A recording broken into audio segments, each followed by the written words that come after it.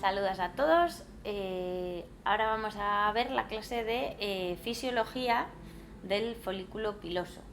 ¿Vale? Como hemos hablado, es una estructura muy dinámica, con lo cual no es una estructura que nos valga simplemente con conocer su estructura, sino que debemos también conocer cómo funciona esa estructura y por qué. Iremos viendo a lo largo de la clase cómo no solo se controla a sí mismo en cuanto al crecimiento, sino que responde a muchas señales externas. Como son temas tan complejos, se han dividido en dos clases, ¿vale? Que habréis visto con nombres muy similares, que son la de fisiología y la de regulación del crecimiento. Entonces, en la clase de fisiología lo que vamos a ver es la embriología, ¿vale? Conocer cómo se va formando esta estructura del folículo piloso y cuáles son las señales más importantes que entran en juego, seguido de conocer el ciclo de crecimiento folicular y ahí un detallito de las vías de activación. Dejaremos para la clase de regulación del crecimiento aquellas señales que van a regular este crecimiento. Entonces, todo lo que es cómo afectan las hormonas, cómo afectan los nutrientes, cómo afecta el estrés al propio crecimiento del folículo piloso, es algo que ya vamos a ver en la siguiente clase, ¿vale? En la de regulación del crecimiento. Entonces, vamos a empezar por la embriología. ¿Y por qué es tan importante? Pues porque, como iremos viendo, no solo es importante para comprender cómo se ha formado la estructura, obviamente que ya tiene importancia de por sí, sino porque es un paralelismo de lo que va a tener lugar en la edad ya postnatal de los ciclos pilosos. Ya lo veréis ahora según vamos hablando. Entonces, el pelo en el embrión. Todo el mundo piensa en un embrión, ¿vale? Cuando está intrauterino y piensa prácticamente en una estructura, voy a llamarlo estructura, que nadie se lo tome así personal, pero bueno, por entendernos, en una estructura que se está generando, que se está creando y que no tiene pelo, ¿vale? Pero sin embargo, realmente el pelo se comienza a formar en el embrión en etapas muy precoces. Pero es que no solo se empieza a formar, también va a comenzar a activarse, va a comenzar a funcionar de forma natural desde el propio estadio del embrión. Entonces, ¿cuándo se cree que es el inicio de la formación del pelo? Que veremos que no quiere decir que en ese momento justo ya haya pelo, ¿vale? El inicio se establece entre el segundo y el tercer mes para las primeras zonas, que las primeras zonas van a ser las de la cara, van a ser las cejas, labio superior y barbilla. Un poquitito después ya se va a formar en cuero cabelludo y lo que es toda la cara, ¿vale? O sea que tenemos como la región de la cabeza ha presentado la formación más precoz de pelo. Luego esta formación va a ir poquito a poco bajando, va a tener una distribución cráneo-caudal, ¿vale? Y la formación en el resto del cuerpo, si en la cabeza era entre el segundo y tercer mes, va a tener lugar entre el cuarto y el quinto aproximadamente. Ahí va a tener lugar el inicio, ¿vale? Entonces, una cosa muy importante de este inicio, de esta formación de pelo en los embriones, es que ese pelo que se va a formar desde el segundo, tercer o cuarto o quinto mes en todo cabeza y cuerpo, va a ser todo el pelo que tengamos a lo largo de la vida. O sea que el pelo con el que nace un bebé es el pelo que va a tener esa persona a lo largo de su vida. Más bien los folículos pilosos que van a ir generando pelo, pero son todos los folículos pilosos que hay. Entonces diréis, pues entonces si un bebé nace peludito, quiere decir que va a tener buen pelo o mucho pelo a lo largo de la vida, y si no nace peludito, pues eso es que no. Y esto no es así, realmente los folículos pilosos no están asociados con el tipo de pelo con el que nace un bebé, ¿vale? Entonces es algo que no se va a poder saber, ¿vale? Hay toda esa línea de investigación que considera que no se forman nuevos pelos. Hay otras líneas de investigación, sobre todo ahora con el tema de la medicina regenerativa, etcétera, que creen que sí que el cuerpo puede formar folículos pilosos de nuevo postnatales, ¿vale? O sea que sí que puede, en situaciones de regeneración de alguna parte de la piel, hacer nuevos folículos pilosos. Lo que es verdad es que eso no está del todo claro cómo y cuándo aparece, porque, por ejemplo, si una persona se hace una quemadura, es muy característico que esa zona se vea porque tiene ausencia no solo de pelos, sino incluso de los agujeritos con los cuales se conecta el pelo a la epidermis, ¿vale? Entonces, parece que la idea clave es que el pelo que se ha formado desde el inicio en el feto hasta el nacimiento es todo el que se va a formar, ¿vale? Con lo cual esos son nuestros folículos pilosos para toda la vida, y dejamos en entredicho la posibilidad de que se formen pelos de novo. Os he puesto en la diapositiva también lo de alopecias cicatriciales. Cuando entremos en el tema de patología capilar, alopecias, etcétera, veréis que hay algunos tipos de alopecia en los cuales el folículo piloso se destruye y ya es imposible conseguir que se forme uno nuevo.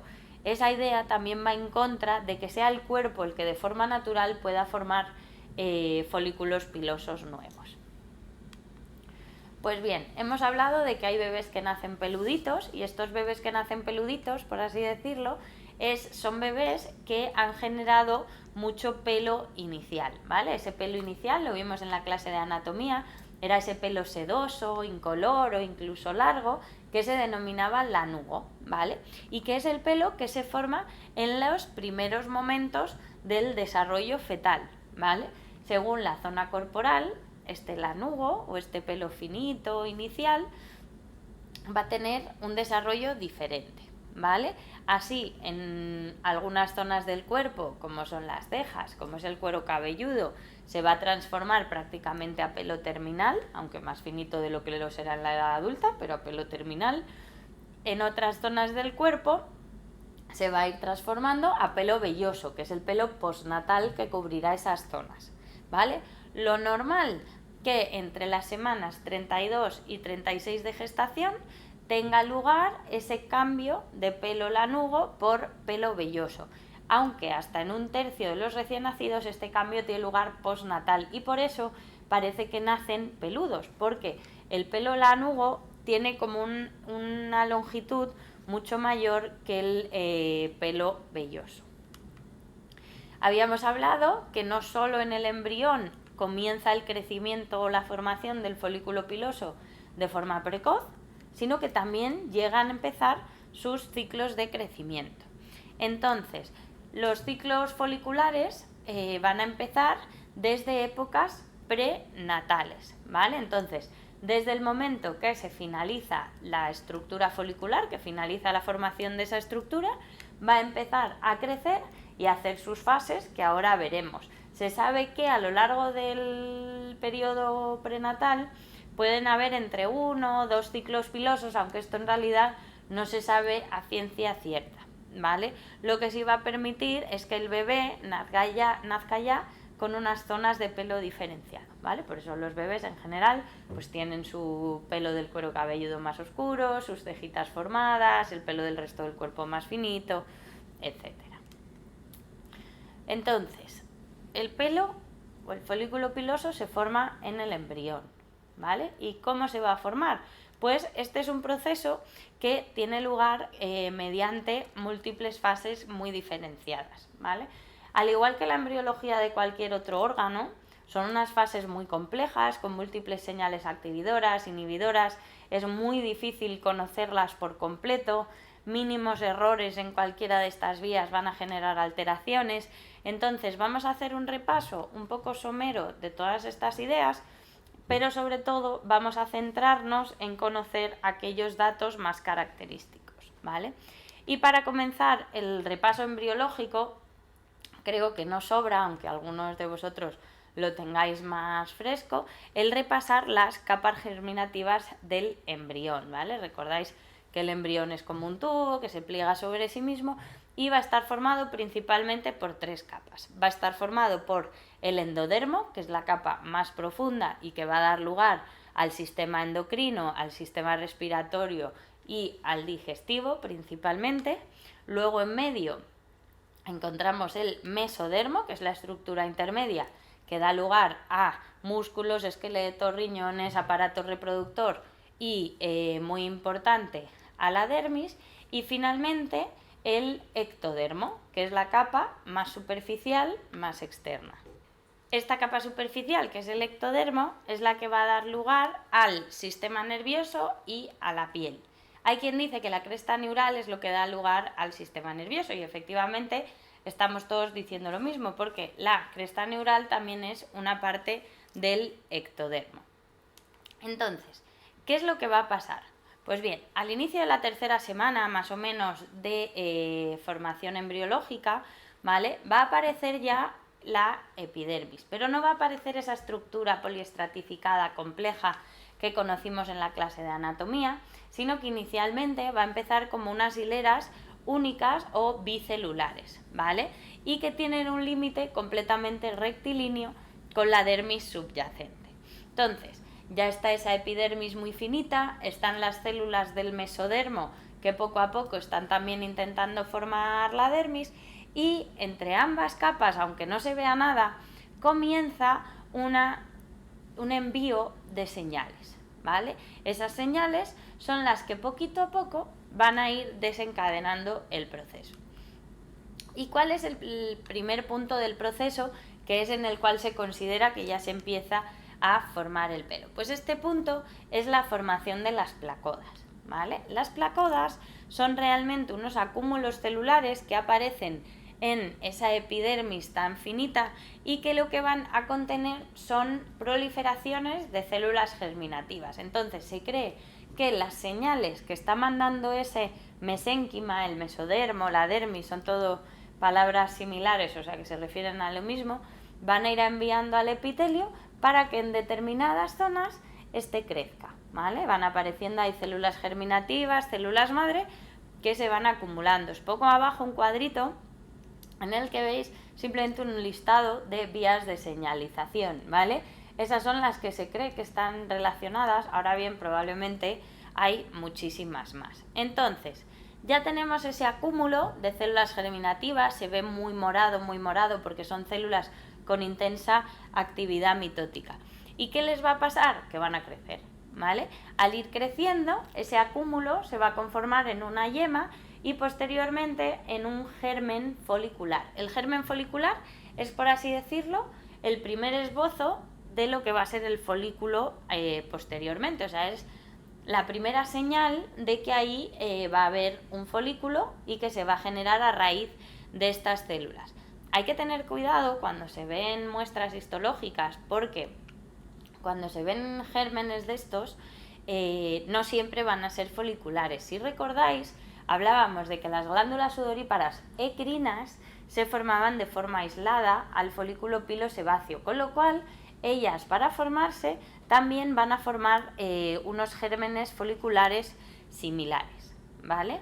Entonces tenemos ya que ese acúmulo inicial o placoda ha ido creciendo lo suficiente para que se le llegue a denominar germen folicular y este germen folicular va a seguir recibiendo señales, muchas señales del mesénquima subyacente. ¿Y qué van a hacer esas señales? Pues que esta estructura se vaya alargando, vaya creciendo hacia la profundidad de esa dermis primitiva. Y entonces, al crecer, lo que va a ir haciendo es conectarse funcionalmente con las células del mesénquima subyacente.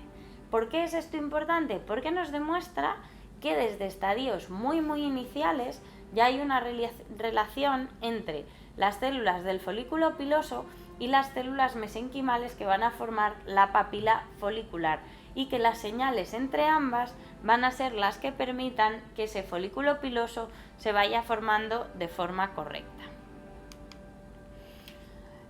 Ya ha crecido hacia adentro, ya se está estirando y cuando se estira por la forma que coge es cuando se le llega a denominar maza folicular, ¿vale? Esta maza folicular va a penetrar hasta diferentes profundidades en función de la localización, ¿vale? Entonces, en cuero cabelludo va a ir penetrando muy hacia la profundidad de la dermis prácticamente para llegar a hipodermis, mientras que en otras zonas corporales en las que el pelo a largo plazo va a estar más superficial, se va a quedar en capitas más superficiales.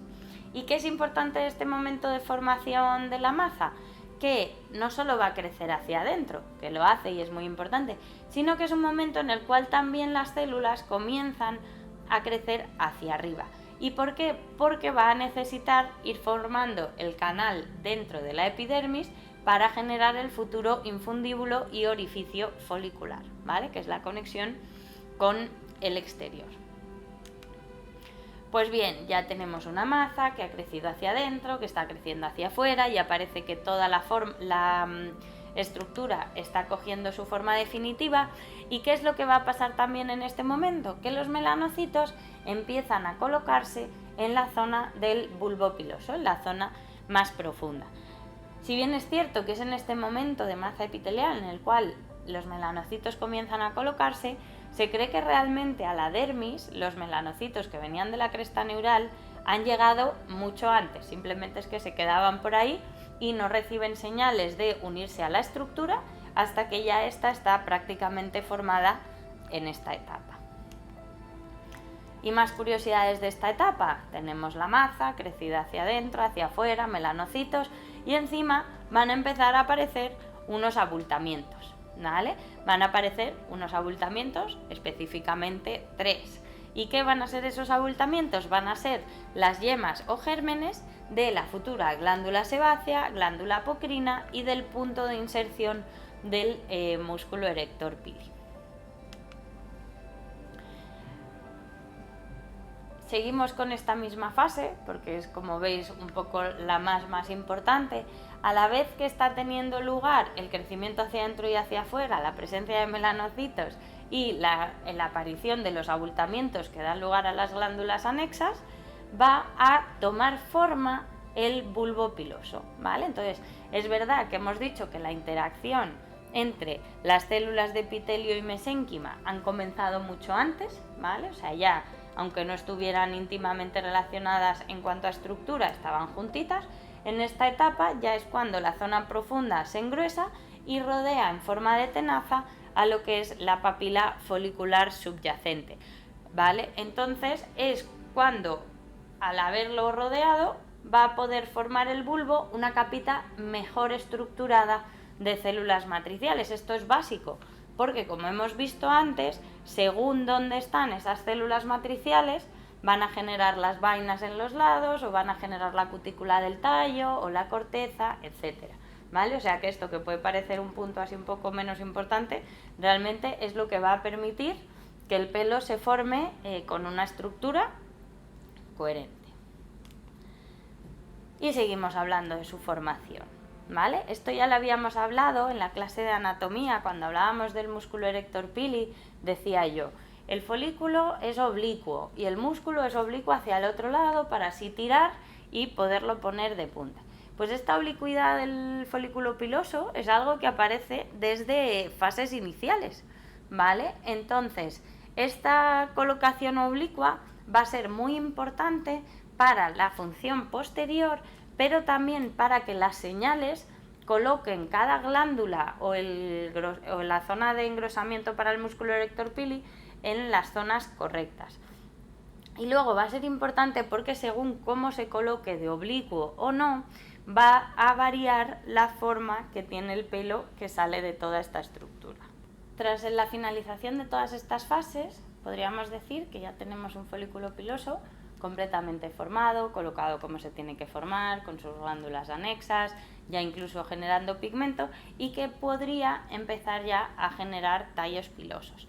Es en este momento en el que se cree que las estructuras vasculares y nerviosas van a ir a rodear al pelo, ¿vale? Entonces, si bien ya estaban por la zona, no habían habido señales en forma de neurotrofinas o factores vasculares como el BECF que estimularan que ambas estructuras se asociaran.